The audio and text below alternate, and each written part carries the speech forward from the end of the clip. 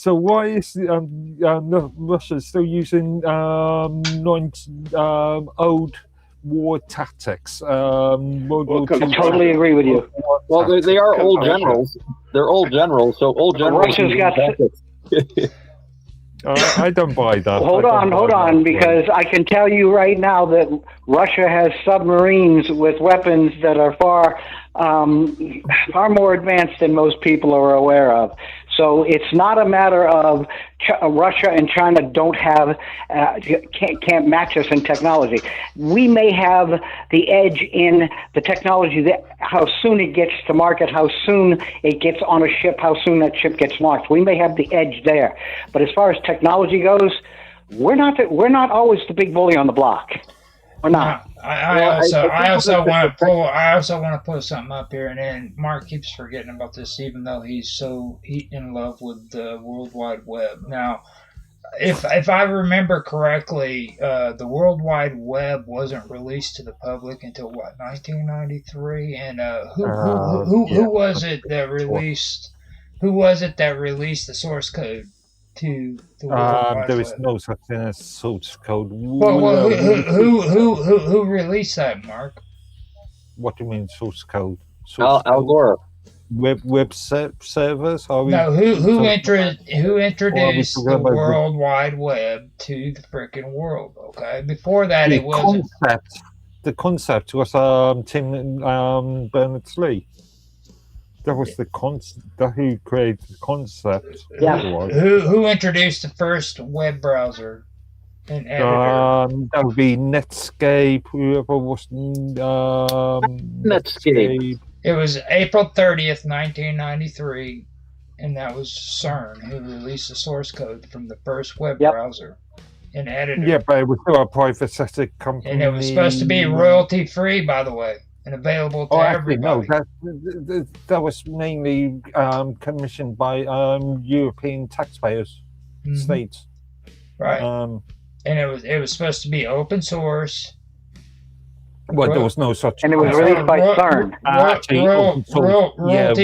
Royalty free. Sorry. Actually, open source licenses. We're talking about just a year earlier, 1992. I think the first GPL General Protection license, or GPL, came out.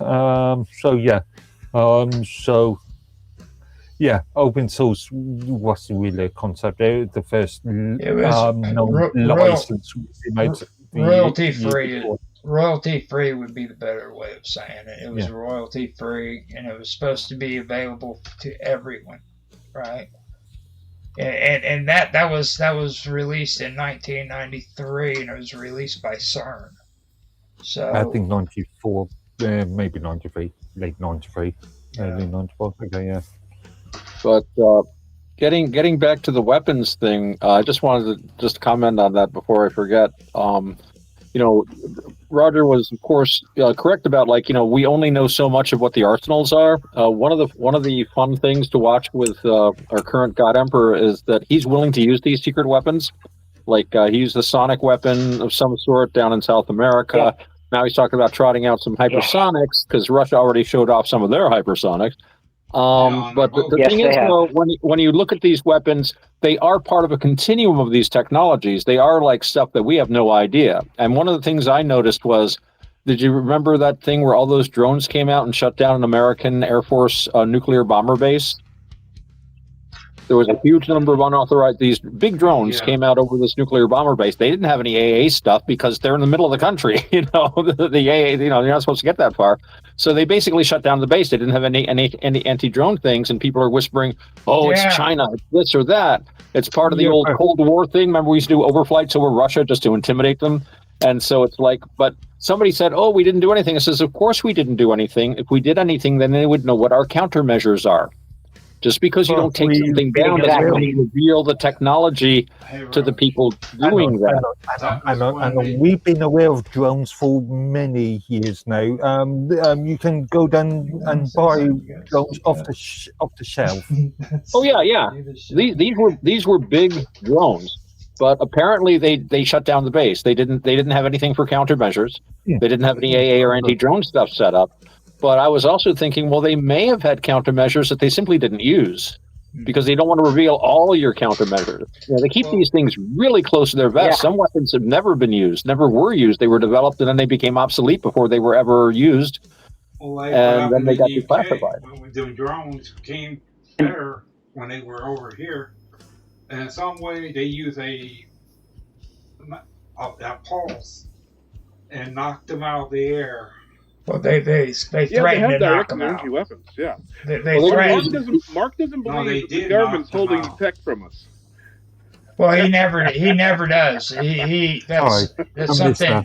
Well, I don't think they're withholding basic tech, but they're certainly withholding. I mean, physics is physics. Anyone can read a physics book, but yeah, they've got stuff that they've developed to an amazing capacity and stuff that would be for us not knowing what it is. Remember, a lot of UFO sightings were later I will confirmed to be guarantee it. stealth fighters.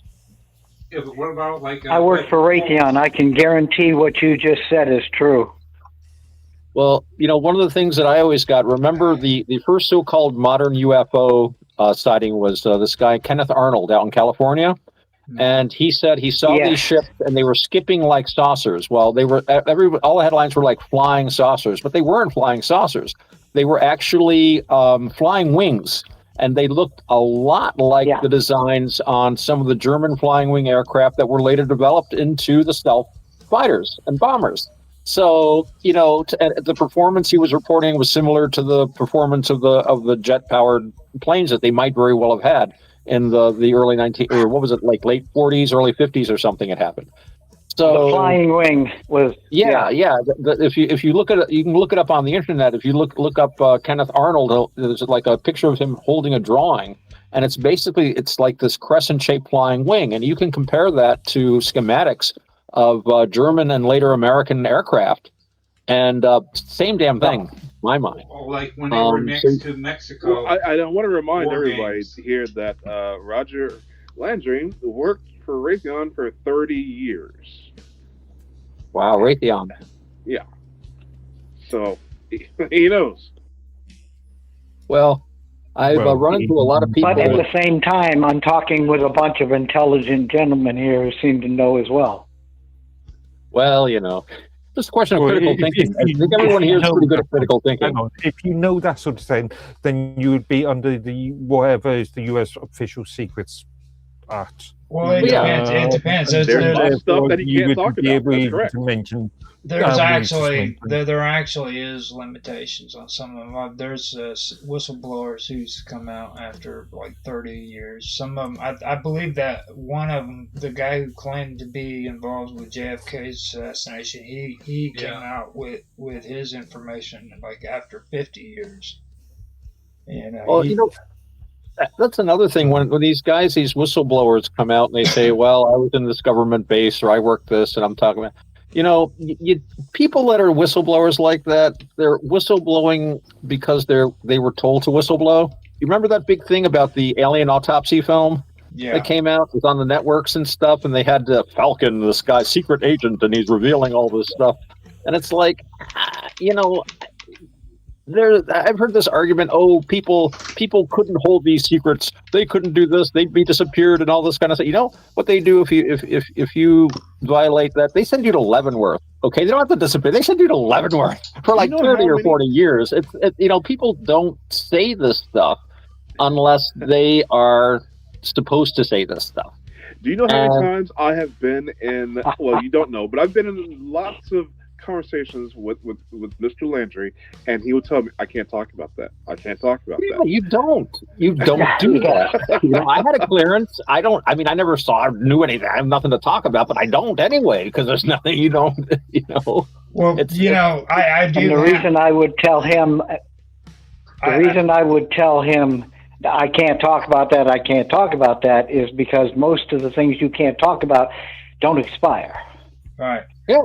Now, I do have to say that this is the first episode that I actually felt like Mr. Robot was back on the show with us for this year. I mean, it really was, because this is the kind of stuff he always got into.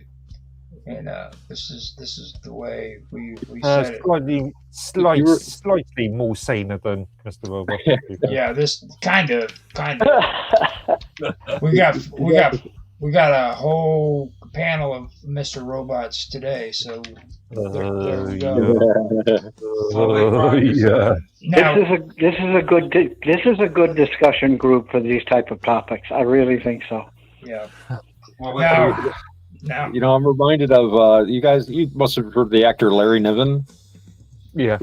He was in World War II, and he was in America when the war broke out. And you know, the government told him, the British government, that you stay there, make movies for the war effort. He wanted to fight, so he made his way back to England. Of course, England wasn't doing much, you know, in the late 30s, as far as, you know, not after Dunkirk, they weren't doing much on the continent. But he wanted to fight, so he became a commando, and he did a lot of secret stuff, and he would never talk about it to the end of his life. And people would ask him in interviews, like, no, I took an oath. It's secret. And apparently one time he was with some people and someone asked him about it. They were visiting a graveyard in France. And he said, you see all those tombstones out there? That's why I don't talk. I won't say a word. And people take that seriously. You know, I think it's funny. There's this guy. We've all seen him. I forget his name. Christopher something. He played Count Dooku, Star Wars. yeah. I didn't see that one. Darth Tyrannus. Okay. Well, he was a British spy in World War II.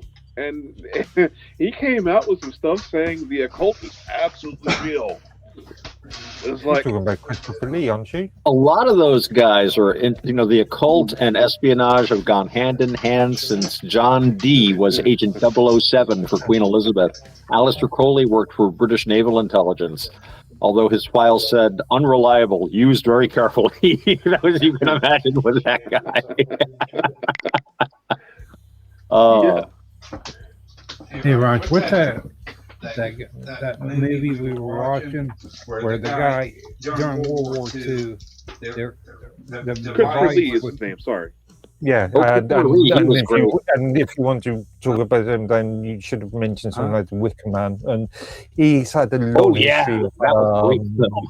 especially in the 70s. Hammer, You had to Howard. bring up a very poor Star Wars film. during World War Oh, he II, was a the great guy Dracula. that He made that hissed like machine no. that Yeah. broke the code. Yeah, that He device was an amazing made actor. manufacturing all warships even today. From that time on in, that was installed on all ships. And that's Well, part of that, like built-in built-in internet internet for for the the internet internet for for all all that's the what ships. started modern Huh. computers. Yeah. Yeah, It was a code breaker. that's what I was referring to. Yeah, they used it to break the German code. Soldiers should have access to the web And while they're fighting. that's how they came up Oh, with they the did. modern version of the computers. Before I don't know, I would There's put- apps now. Before we have ours, it was family. They were doing that and whipping the crap out of us Yeah, with all the information that they were broadcasting until that device was made and then built into all ships, Navy and Air Force and all that. Huh. And I will tell you one place where I never had access to the internet, and I wish the hell I did. I rode nuclear submarines for 6 years, and when you're underneath the ocean, there's no way to get a signal in or out unless it's done by acoustics, yeah, Right? which means broadcasting a sound wave. Okay, so had I had access to the internet, I probably wouldn't have been so damn bored. Spending 12 hours on 12 hours on sonar watch, 6 hours on, 6 hours off, 6 hours on, and there was nothing to do. You couldn't go anywhere. You couldn't. You're 20,000 leagues under the sea. But I will tell you, the things I learned